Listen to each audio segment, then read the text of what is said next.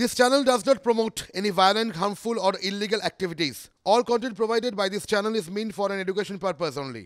বড়দিন সান্টা আসবে সান্টা এই মুহূর্তে যদি সান্টা আসে সবাই তো একটা জিনিসই চাইতে পারে যারা এই দীর্ঘদিন ধরে আপনার আমার ঘরের ছেলেমেয়েরা যারা ধর্মতলায় ধর্ণা তলায় বসে আছে কারুর 1000 দিন কারুর 556-57 দিন হয়ে গেছে তা তো ডেফিনেটলি চাকরিই চাইবে প্রত্যেকেই তো ন্যায্য চাকরি প্রার্থী কিন্তু সান্টার ঝোলার থেকে এবার যাই বেরো কত তো চাকরিটা বেরোয়নি সেটা তো আমরা দেখতে পাচ্ছি অবশ্য এটাও আশা করাটা একটু অন্যায় তাই না কারণ ওই ঝোলাতে চাকরি থাকলে তারপর তো বেরোবে চাকরিগুলো কোথায় সে তো আপনিও জানেন আমিও জানি আমরা তো দেখেছি একজন প্রাক্তন মন্ত্রী আমরা দেখেছি প্রাক্তন পর্ষদ সভাপতি আমরা দেখেছি প্রাক্তন বিধায়ক এরা সব আপাতত জেলে রয়েছেন কিন্তু এদের সবার বিরুদ্ধে অভিযোগ এরা সবাই তো ওই চাকরিগুলোকে তুলে নিয়ে গিয়ে বাইরে বিক্রি করে দিয়েছেন তো সব যদি বাইরে বিক্রি হয়ে যাবে ওই ঝোলার মধ্যে আর চাকরি থাকবে কোথা থেকে যারা তাই জন্য বসে আন্দোলন করছেন এই বড়দিনটাও চলে গেল খুব ভালোভাবে কাটিয়েছেন এদের মধ্যেই একদল খুব ভালো কাটিয়েছেন তারা জেলে এই অন্তত ওই বড়দিনের প্রাক্কালটা অন্তত তাদের ওই খোলা মাঠে ঘাটে কোথাও কাটাতে হয়নি জেলে 4 দেওয়ালের মধ্যে কাটিয়েছেন এরা ওই কালীঘাটে গেছিলেন প্রোটেস্ট করতে ওই হাই সিকিউরিটি জোন আমরা এর আগের দিন আমার সঙ্গে 2 জন মহিলা মোট 59 জন গ্রেফতার হয়েছিলেন তার মধ্যে 55 জন মহিলা আর 4 জন পুরুষ মানে এই পুরুষ মহিলা এটা আলাদা করে বলতে হলো তার কারণ এরা হতে পারেন সবাই আন্দোলনকারী একই আন্দোলন করছিলেন কিন্তু ওই 55 জন তারা জামিন পেয়েছিলেন সেদিন শুক্রবার কিন্তু বাকি 4 জন তারা জামিন পাননি তাদের জেলে কাটাতে হয়েছে এবং আলটিমেটলি আজকে এসে তারা জামিন পেয়েছেন এবং তাদের মধ্যেই একজন আমাদের সঙ্গে আজকে রয়েছেন এবং তার সঙ্গে তাদের আইনজীবী ফিরদৌস শামীম আর আন্দোলনকারী মোজাফফর আহমেদ এই 2 জন আজকে জামিন পাওয়ার পরই সরাসরি আমাদের সঙ্গে চলে এসেছেন আপনাদের 2 জনকেই স্বাগত আমাদের TV9 বাংলা স্টুডিওয় মোজাফফর এই আন্দোলন করতে গিয়ে জেলে যেতে হবে ভেবেছিলে কখনো না কখনো ভাবিনি যে আন্দোলন করতে গিয়ে আমাদের জেলে যেতে হবে এবং আরও 5 জন কয়েদির মতো আমাদের কয়েদি মতো আমার থাকতে হবে এবং জীবনযাপন করতে হবে ওখানে অভিজ্ঞতাটা যদি একটু বলো নরকের কোনো অংশ কম ছিল না রাত্রে তো খাওয়াই হলো না কি খেতে দিল কি না দিল জানতেই পারলাম না এবং সকালবেলা উঠে দেখছি ভাগ্যের কি পরিহাস এইগুলো উপরওয়ালার আশীর্বাদ ছাড়া কিছুই হয় না যারা দুর্নীতির দায়ে চাকরি দুর্নীতির দায়ে জেলে বন্দি তাদের সঙ্গেই দেখা হলো কুন্তল ঘোষ জীবনকৃষ্ণ সাহা আপনার প্রাক্তন SSC চেয়ারম্যান সুব্রত ভট্টাচার্য এদের সাথে দেখা হলো জাস্ট কথা হলো না এইটাই সবচেয়ে আমার খারাপ লাগলো যদি কথাটা বলতে পারতাম হয়তো খুব মন্দির থেকে ফ্রি হতে পারতাম কি বলতেন আপনারা কেমন আছেন যাদের জন্য আপনাদের চাকরিগুলো নেই বলে শোনা যাচ্ছে এবং সেই চাকরিটা চাইতে গিয়ে আপনারা জেলে চলে গেলেন আর যারা সেই চাকরিটার না থাকার জন্য দায়ী তারাও সেখানে জেলে রয়েছেন এরকম একটা অসাধারণ অভিজ্ঞতা হবে ভাবেননি তো কখনো ভাবিনি আমি ভাবলাম হয়তো জাস্ট কয়েদি হয়তো মার্ডারার বা ধর্ষণকারী এই থাকবে কিন্তু দেখবো না যে আপনার চাকরি চুরি বা দুর্নীতির দায়ে অভিযুক্ত তারা দেখবেন কখনোই ভাবতে পারিনি আপনাদের চাকরিগুলো না পাওয়ার পরেও এবং সেই জন্য জেলে যাওয়ার পরেও কেমন আছেন এটা জিজ্ঞেস করতে 100 বার কারণ আমরা তো আর 5 জনের মতো বা অন্য কোনো নেতার মতো বলতে পারি না যদি ওদের ডাইরেক্ট গুলি করো আপনি এই গুলি করার কথা বলছিলেন এটা কি ব্রাত্য বসু যেটা বলেছেন যে আপনাদের তো শুধু ধরা হয়েছে গুলি করা হয়নি সেইটাই আপনাদের মনে লেগেছে একদম কারণ এক শিক্ষামন্ত্রীর মুখ থেকে এমন কথা শুনবো সারা পশ্চিমবঙ্গ আমি নয় সারা পশ্চিমবঙ্গব্যাপী আশা হতো যে শিক্ষামন্ত্রী যদি এই কথা বলে তা অন্যান্য মন্ত্রীগুলো তা কীভাবে কথাটা বলবে আপনার বাড়িতে আমরা কথা বলছিলাম আপনার বোধহয় বাড়িতে ফেরার সময় আপনার স্ত্রী বলছিলেন যে ওই দুধ নিয়ে ফেরার কথা ছিল হ্যাঁ স্যার তো বাড়িতে আমার 3 বছরের মেয়ে আছে একটা সে আমার চা থাকে না স্যার এই 72 ঘন্টা স্যার 72 ঘন্টা কী হবে তা সে তাকে না দেখে আমি যতটা কষ্ট পেয়েছি সে আমাকে নিয়ে তার বেশি কষ্ট পেয়েছে আমি বেড়াতে গেলেও তাকে নিয়ে আমি বেড়াতে যেতে হয় ইচ্ছে ছিল আমি টাকাও নিয়ে এসেছিলাম যে আমি দুধটা কিনে নিয়ে বাড়ি ফিরবো সেটা ফেরা আর হলো না আপনারা তো এই আপনাদেরই এক দল মানে আপনাদের আপার প্রাইমারির না কিন্তু নবম দশমে যে তারা গিয়ে কুণাল ঘোষের সাথে সাক্ষাৎ করেছেন, শিক্ষামন্ত্রীর সাথে সাক্ষাৎ করেছেন, আপনারাও করলে পারতেন। সেই সুযোগটা যদিও ওরা দেখা করেছেন কোনো ফলপ্রসূ হয়নি আশা করি, যেহেতু এটা আপনার ডিভিশন ম্যাটার আছে, সেক্ষেত্রে আমরা দেখা করার অনেকবার চেষ্টা করেছি শিক্ষামন্ত্রীর সঙ্গে, কিন্তু উনি তো দেখা করার সময়ই আমাকে দিচ্ছেন না। যখন সিএম স্পিনে ছিল, যত সম্ভব 5 সেপ্টেম্বর যত সম্ভব মনে হচ্ছে আমরা একটা ডিভিশন দেওয়ার জন্য আমরা মঞ্চ থেকে যাওয়ার চেষ্টা করেছিলাম, কিন্তু সাউথ ডিসি অনুরোধে বা ওনারা উদ্যুক্ত কর্তৃপক্ষের অনুরোধে আমরা ওনার কাছে ডিভিশনটা দিয়ে আসি সাউথ ডিসির কাছে। উনি বললেন ঠিক আছে আপনাদের এখন চলে যান, সিএম ফিরলে আপনাদের সঙ্গে কন্ট্যাক্ট করে দেবো, কিন্তু সেটা এখনও কন্ট্যাক্ট করছেই উনি। আপনি বারবার একটা নাম উচ্চারণ করছেন, আমি জানি না রাজ্যের কোন ধরনের পদাধিকারী তিনি শিক্ষা দপ্তরের কোনো আধিকারিক, তিনি শিক্ষামন্ত্রী?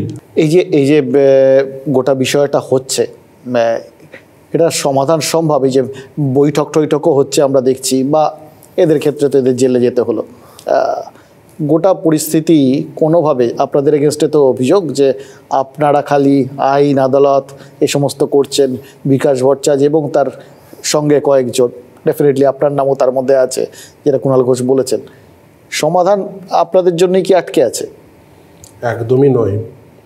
যোগ্য চাকরি প্রার্থীরা মামলা করেছেন, আমরা আইনজীবী হিসাবে তাদের হয়ে সওয়াল করেছি মাত্র, কোনো আইনজীবী মামলাকারী নয়।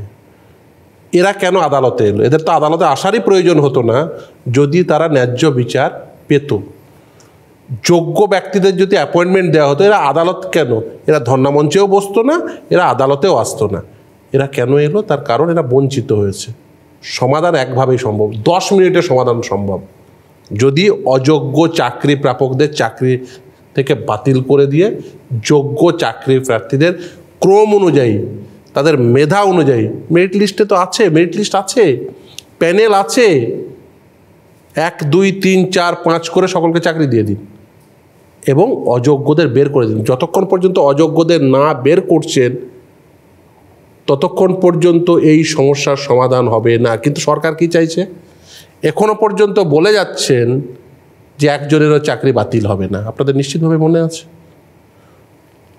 যোগ্য চাকরি প্রার্থীদের চাকরি দেওয়ার জন্য কোনো প্রকার প্রচেষ্টা হয়েছে? না, প্রচেষ্টা হয়নি। আসলে যেটা হচ্ছে সেটা হচ্ছে অযোগ্য চাকরি প্রাপকদের চাকরি বাঁচানোর প্রয়াস হচ্ছে। কিছু জনকে হাতিয়ার করে সেই কাজটি সুচতুরভাবে করার চেষ্টা করছেন। যদি চাকরি দিতেই হয়, বৈঠকের কিসের প্রয়োজন? স্কুল সার্ভিস কমিশনের কাছে লিস্ট আছে, স্কুল সার্ভিস কমিশনের ওয়েবসাইট আছে, অযোগ্যদের বের করে দেবেন, 1, 2, 3, 4, 5 করে সকলকে অ্যাপয়েন্টমেন্ট দিয়ে দেবেন, সেই স্থলে সমস্যার সমাধান। কোনো বৈঠকের প্রয়োজন নেই, কোনো ডেট দেওয়ার প্রয়োজন নেই। অযোগ্যদের বের করবেন, ক্রম অনুযায়ী লিস্ট মোতাবেক সকলকে চাকরি দিয়ে দেবেন, হাতে রেকমেন্ডেশন লেটারটি ধরিয়ে দেবেন, তারা কিছুদিন পরে অ্যাপয়েন্টমেন্ট লেটার নিয়ে তারা জয়েন করবে স্কুলে, হয়ে যাবে সমস্যার সমাধান। কিন্তু এই সহজ সমাধানটি চান না। তার কারণ অনেকেই তো আছে মন্ত্রীকন্যা যারা ইন্টারভিউ না বসে চাকরি পেয়েছে, অনেকেই তো আছে সেই মাননীয় মুখ্যমন্ত্রীর ভাইজি যিনি ওএমআর শিটে কালির আঁচড় না দিয়েই চাকরি পেয়েছেন। তাদের চাকরিগুলো তো বাঁচাতে হবে। তাই যোগ্য চাকরি প্রার্থীদের চাকরি দেব মুখে বললেও আসলে কাজে সেটা করা হচ্ছে না। মানে আপনাদের দায় একদম নেই গোটা ব্যাপারটায়? কোনোদিন ওই যে বললাম, আইনজীবী হিসেবে আমার কাজই হচ্ছে যে কোনো আমার যে মক্কেল তার হয়ে সওয়াল করা, সেটাই করি। যে কোনো আইনজীবী সেটাই করেন। আমি কোনো মামলাকারী নয়, বিকাশবাবুও কোনো মামলাকারী নয়। বিকাশবাবুও যারা মামলাকারী তাদের পক্ষের আইনজীবী হিসেবে আদালতে সওয়াল করেছেন। আদালত সেই সওয়াল জবাবের উপর ভিত্তি করে আদালত রায় প্রদান করেছে। কোনো আইনজীবী রায় প্রদান করেননি, আদালত রায় প্রদান করেছে। সেখানে সরকার পক্ষের আইনজীবীও ছিল, স্কুল সার্ভিস কমিশনের আইনজীবীও ছিল, যাদের চাকরি বাতিল হয়েছে তাদের আইনজীবীরাও ছিল।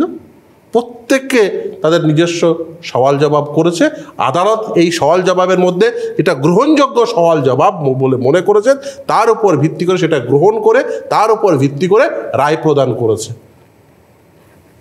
সিঙ্গেল বেঞ্চ, ডিভিশন বেঞ্চ হয়ে সুপ্রিম কোর্ট গেছে, সুপ্রিম কোর্ট আবার রিমান্ড করে কলকাতা হাইকোর্টে পাঠিয়ে দিয়েছে। আবার সওয়াল জবাব হবে, সমস্ত পক্ষ তাদের বক্তব্য রাখবেন, আদালত যেটা গ্রহণযোগ্য বক্তব্য বলে মনে করবেন সেটার উপর ভিত্তি করে আদালত রায় প্রদান করবেন। কিন্তু এর বাইরে যে সরকার এই পদক্ষেপটি গ্রহণ করত, তাহলে এই ছেলে মেয়েদের আদালতে যাওয়ার প্রয়োজন হতো না, এদের আদালতে যেতেই হতো না, এদের কাউকে গান্ধী মূর্তি বা মাতঙ্গিনী মূর্তির পাদদেশে বসতেই হতো না, যদি যোগ্য চাকরি প্রার্থীদের চাকরি দিতেন এবং একজন অযোগ্য চাকরি প্রাপকের হয়ে সরকার অন্ততপক্ষে গলা না পাঠাত। তাহলে ভাবতে পারেন যে স্কুল সার্ভিস কমিশনের দায়িত্ব হচ্ছে স্বচ্ছতার সঙ্গে নিয়োগ প্রক্রিয়া চালানো, ইভেন ওই রুলসেও বর্ণিত আছে যদি কোনো প্রকার আইন ব্যতিরেকে কোনো নিয়োগ হয় সেই নিয়োগ বাতিল করবেন, স্কুল সার্ভিস কমিশন নিজে বাতিল করতে পারেন। তারা এসে আদালতে এফিডেভিট দিয়ে বলছে যে অতিরিক্ত শূন্যপদ ব্যবহৃত হবে অযোগ্য চাকরি প্রাপকদের চাকরি বাঁচানোর জন্য। আপনি এটা স্বপ্নেও কোনোদিন ভাবতে পেরেছিলেন যে স্কুল সার্ভিস কমিশন তৈরি করার পিছনে যুক্তিই ছিল স্বচ্ছতার সঙ্গে নিয়োগ হবে, সেই স্কুল সার্ভিস কমিশন এসে এই এফিডেভিট দিচ্ছে? আপনি ভাবতে পারছেন একটা প্রতিষ্ঠান মানে এখন অবধি যে জায়গায় দাঁড়িয়ে আছে পরিস্থিতিটা, এটার আশু কোনো সমাধান আপনি দেখতে পাচ্ছেন? নিশ্চিতভাবেই দেখুন, সরকার যদি চান তাহলে তো একটা হতেই পারে, আর আদালত তো আছেই, আদালতে বিচার চলছে, নিশ্চিতভাবেই এটা আশা করি যোগ্য চাকরি প্রার্থীরা এই অযোগ্যদের আদালত সরিয়ে দেবে, তার স্থলে যোগ্য চাকরি প্রার্থীদের চাকরি দেবে, এবং এই যে অযোগ্যদের চাকরি দেওয়ার জন্য যারা বাজারে চাকরি বিক্রি করেছে তাদের উপযুক্ত শাস্তি হবে। এখন তো শুধুমাত্র জেলে গেছেন, ট্রায়াল শুরু হয়নি, শুরু হবে, এবং এই প্রতিটি অযোগ্য চাকরি প্রাপকদের পিছনে যারা এই টাকাগুলো নিয়েছেন, যারা চাকরিটা বিক্রি করেছেন, কেউ দালাল, কেউ মন্ত্রী, কেউ আমলা, কেউ বা বোর্ডের প্রেসিডেন্ট, কেউ বা ওই যে বললো না দেখা হয়েছে জেলের অভ্যন্তরে গিয়ে প্রাক্তন চেয়ারম্যান, তাদের উপযুক্ত শাস্তি হবে। তার কারণ এখানে দুটো অংশ আছে, এক যোগ্য চাকরি প্রার্থীদের চাকরি পাওয়া, দ্বিতীয় হচ্ছে যারা চাকরি বিক্রি করেছে তাদের শাস্তি দেওয়া। আশা করি এই দুটোই ঘটবে এই প্রক্রিয়ার মধ্য দিয়ে, এবং সরকারের যদি সদিচ্ছা থাকতো, সরকার যদি মনে করে, তাহলে এই সমস্যার 10 মিনিটের সমাধান সম্ভব, এবং এই যে যোগ্য চাকরি প্রার্থীদের চাকরি দেওয়ায় কোনো প্রকার বাধা বা প্রতিবন্ধকতা নেই, যদি তারা অযোগ্য চাকরি প্রাপকদের বের করে দিয়ে যোগ্য চাকরি প্রার্থীদের 1, 2, 3, 4 করে অ্যাপয়েন্টমেন্ট দেবেন। যোগ্য চাকরি, ইভেন আদালতের কোনো স্থগিতাদেশও নেই। আপনাদেরকে কয়েকটা কথা স্মরণ করিয়ে দিতে চাইব। 21শে জুলাইয়ের মঞ্চ থেকে দাঁড়িয়ে বললেন আদালতের জন্য নিয়োগ দেওয়া যাচ্ছে না, তারপরেই আদালত এফিডেভিট চেয়ে পাঠালো। এডুকেশন ডিপার্টমেন্টের সেক্রেটারি আদালতে এফিডেভিট জমা করে বললেন যে এই নিয়োগ প্রক্রিয়ায় এতগুলো শূন্যপদ রয়েছে, প্রাথমিকে নবম দশমে এতগুলো শূন্যপদ রয়েছে, একাদশ দ্বাদশে এতগুলো শূন্যপদ রয়েছে। তিনি একেবারেই শ্রেণীবিন্যাস করে দিলেন এবং শেষে লিখলেন যে না, কোনো প্রকার স্থগিতাদেশ, নবম দশমের কোনো প্রকার স্থগিতাদেশ আছে নিয়োগের ক্ষেত্রে, একাদশ দ্বাদশের নিয়োগের ক্ষেত্রে কোনো প্রকার স্থগিতাদেশ আছে, গ্রুপ সি বা গ্রুপ ডি নিয়োগের ক্ষেত্রে কোনো প্রকার স্থগিতাদেশ আছে, দেখাতে পারবেন? কেউ দায়িত্ব নিয়ে দেখান না, দেখাতে পারবেন না। স্থগিতাদেশ নেই নিয়োগের, নিয়োগ প্রক্রিয়ায় কোনো স্থগিতাদেশ নেই। শুধুমাত্র ওই অপকর্ম করব বলে আদালতকে অজুহাত করে তারা এই অপকর্মটি কন্টিনিউ করতে চান। আসলে এরা জানেন যে কারা চাকরি বিক্রি করেছে বাজারে, এবং তারা কারা কারা, এবং এই যে চাকরিটি চলে গেলে বা সরকার যদি শতপ্রণোদিত হয়ে এই চাকরিগুলোকে কেড়ে নিয়ে যোগ্য চাকরি প্রার্থীদের চাকরি দেয়, তাহলে আসলে ক্ষতিগ্রস্ত কারা হবে? কারণ অ্যাকচুয়াল বেনিফিশিয়ারি তো যারা এই বাজার থেকে টাকা তুলে নিয়ে টাকাটাকে নিজেদের কাছে রেখে দিয়েছে, তারা হলো অ্যাকচুয়াল বেনিফিশিয়ারি। সেই অ্যাকচুয়াল বেনিফিশিয়ারিরা ক্ষতিগ্রস্ত হবে, এটা অত্যন্ত ভালো করে বুঝতে পারছে। আপনার নিশ্চিতভাবে স্মরণে থাকবে গত লোকসভা ভোটের আগে প্রেস ক্লাবের সামনে এই ছেলেমেয়েরা বসেছিল, সেখানে রাজ্যের মাননীয় মুখ্যমন্ত্রী পৌঁছে গেছিলেন, তিনিও বৈঠক করেছিলেন। কিন্তু বৈঠকের পরে তিনি দুটো কাজ করেছিলেন। এক, কিছু ছেলে মেয়েকে চাকরি দিয়েছিলেন। দ্বিতীয় হচ্ছে একটা কমিটি তৈরি করে দিয়েছিলেন।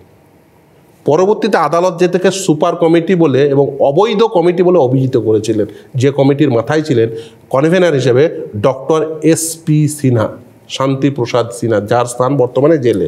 অর্থাৎ একটা লোকসভা ভোটের পর থেকে আর মানে পূর্বে থেকে আর একটা লোকসভা ভোটের পূর্বে পর্যন্ত এই 5 বছরের সময়কালের মধ্যে কি হয়, মমতা বন্দ্যোপাধ্যায় সেই সময় গৃহীত দুই ধরনের সিদ্ধান্ত। এক, ওনার সঙ্গে যারা আলাপ আলোচনায় ছিলেন তাদের মধ্যে কয়েকজনকে তিনি চাকরি দিয়েছিলেন, সরকারি নিশ্চিতভাবে দিয়েছিলেন। স্কুল সার্ভিস কমিশন রেকমেন্ড করেছিল, বোর্ড অ্যাপয়েন্টমেন্ট লেটার ইস্যু করেছিল, তারপর জয়েন করেছে। সরকার কোনো পদক্ষেপ গ্রহণ করেনি তাদের বিরুদ্ধে। কিন্তু কি হয়েছিল, যারা মামলাকারী তাদের টপকে গিয়ে, অর্থাৎ যারা অন্য আন্দোলনকারী তাদের টপকে গিয়ে যারা সরকারের কাছাকাছি পৌঁছে গেছিল, মানে সরকার মানে কোনো ব্যক্তির, তাদের কাছাকাছি পৌঁছে গেছিল, তাদের চাকরি দিয়ে দিয়েছিলেন। পরবর্তীতে আদালতের নির্দেশে তাদের চাকরি চলে যায়। আর ইন দ্য মিনওয়াইল ওই যে বলেছিলেন, সেই সময়ের তৎকালীন শিক্ষামন্ত্রীকে আমি নির্দেশ দিয়ে দিচ্ছি, মাননীয় মুখ্যমন্ত্রী বলেছিলেন সে একটা কমিটি তৈরি করে দেবে, সেই কমিটিটাও জেলে চলে গেছে। আমি শুধুমাত্র একটা কথাই বলবো, যারা এই নিয়োগ প্রক্রিয়ার সঙ্গে কোনোভাবেই যুক্ত নয়, যারা সরকারের কেউ নয়, তাদের অবস্থানটা কি, নিয়োগ মিডিলম্যানের তো তাদের অবস্থান কি? তারা এই যে নিয়োগের আলোচনায় তাদের অবস্থান কোথায়? তারা মিডিলম্যান ছাড়া আর কেউ নয়। তাহলে মিডিলম্যান ভাবুন, একটা নিয়োগ প্রক্রিয়ায় মিডিলম্যান ভূমিকা পালন করছে, মানে সরকারিভাবে আপনারা দেখাচ্ছেন সারাদিন ধরে যে অমকের দপ্তরে গেল, মিডিলম্যানের কী ভূমিকা? কেন মিডিলম্যান কোথা থেকে আসবে একটা নিয়োগ প্রক্রিয়ায়? আপনাদের অনেক ধন্যবাদ। দেখুন, গত কয়েকদিনে এই স্টুডিওয়ে বসে বেশ কয়েকজন চাকরি প্রার্থীর সাথে কথা হলো। প্রত্যেকের কথাতেই কিন্তু একটা কমন জিনিস খেয়াল করছি। ফিরহাদ হাকিম যাকে সান্টা ক্লজ বলেছেন, সেই মুখ্যমন্ত্রীর ইমেজের ওপর কিন্তু সমস্ত চাকরি প্রার্থীর অগাধ ভরসা। চাকরি প্রার্থীদের সাথে কথা বলে মনে হচ্ছে যে তারা সত্যিই বিশ্বাস করেন যে আইন, আদালতে জটিলতা যতই থাকুক না কেন, মুখ্যমন্ত্রী শুধু একবার উদ্যোগ নিলে হলো সব জটিলতা, সব জট কেটে যাবে। নেতাদের ওপর এই অগাধ আস্থা দেখেই একটা প্রশ্ন করে ফেলি, আমাদের এখানে রাজনীতি কি এরকমই মানে আস্থাপূর্ণ আছে যার উপর লোকে ভরসা করতে পারেন, নাকি আস্তে আস্তে রাজনীতিটা আমাদের এখানে তামাশায় পরিণত হচ্ছে? না, দেখুন, সাধারণ মানুষকে রাজনীতি কোন চোখে দেখে সে কথাই যাচ্ছি না। আমাদের রাজনীতিক নেতা এই জনতাকে তারা কিভাবে দেখেন আমরা সেটা জানি। নেতারা সাংবিধানিক পদাধিকারীদের ঠিক কোন নজরে দেখেন সেটা কিন্তু খেয়াল করার বিষয়। মানে সেটাই এখন মাঝে মধ্যে ধাঁধা লেগে যাচ্ছে এই সমস্ত দেখে শুনে। আর ওই তাদের এই যাবতীয় মানে নেতাদের প্রতি আচরণ বা নেতাদের সাংবিধানিক পদাধিকারীদের প্রতি আচরণ, সেটা দেখেই কিন্তু মনে হচ্ছে বা এই প্রশ্নটা জাগছে যে রাজনীতি কি সত্যি ক্রমশ কৌতুকের জায়গা হয়ে উঠছে নাকি?